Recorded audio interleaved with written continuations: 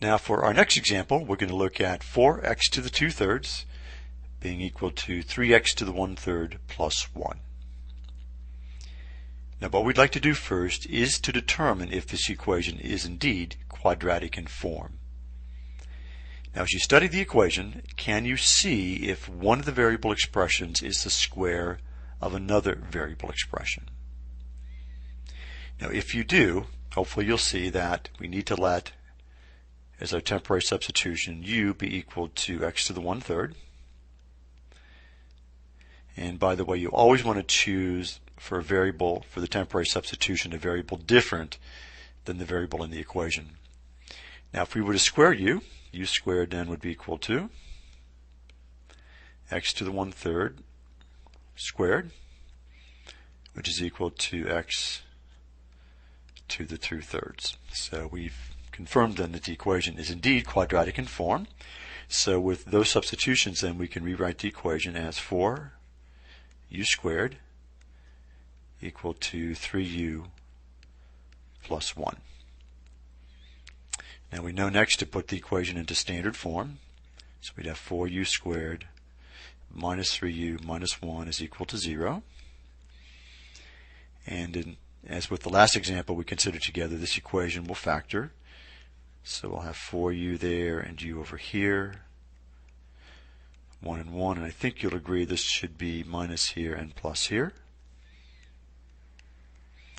So setting each factor to 0, we would first have 4u is equal to -1, and u then would be equal to -1/4, and for the second equation we would have then u is equal to +1.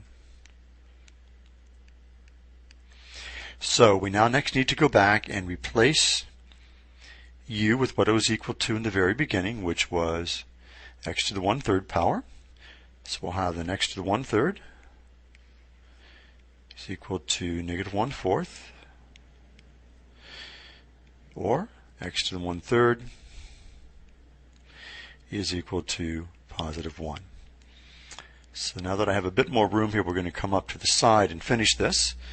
So if we have x to the 1/3 being equal to -1/4, I think you'll agree that what we need to do to isolate x is to cube each side of this equation. So we'll have then x being equal to -1/64. And for the second equation, if we have x to the 1/3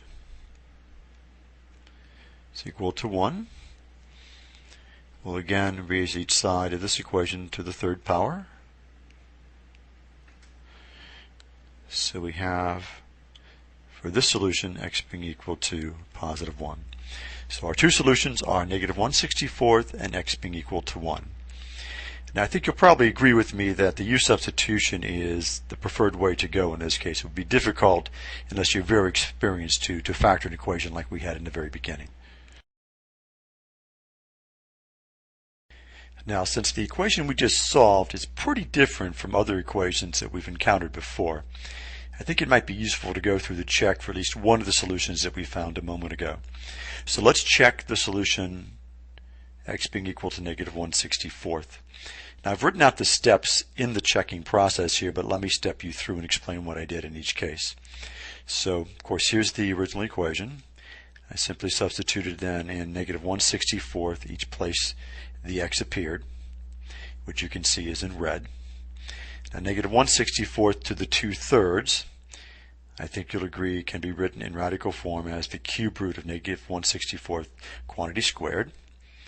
And on the right hand side then, -1/64 to the 1/3 can be written as the cube root of -1/64. So now coming back to the left hand side then, the cube root of -1/64 is -1/4. And if we square that, we get 1/16. Multiplying, we get 4/16, and reducing, we get then 1/4. Now on the right hand side, the cube root of -1/64 is -1/4. Multiplying by 3 produces -3/4. Getting a common denominator, we have -3/4 plus 4/4, which then simplifies to 1/4. So it would be helpful, I think, for practice, if nothing else, to go through the check for the solutions to an equation like this.